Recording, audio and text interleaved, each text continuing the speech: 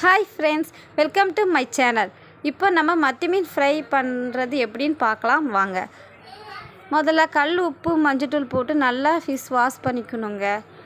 நல்லா fish clean பண்ணதுக்கப்புறம் நம்ம மசாலா தடவி அது எப்படி பார்க்கலாம் வாங்க. மல்லித்தூள், மிளகாத்தூள், உப்பு, கரம் மசாலா பவுடர், சோள மாவு இதெல்லாம் ஆட் பண்ணிக்கோங்க. உங்களுக்கு தேவைக்கேற்ற ஸ்பூன் போட்டுக்கோங்க.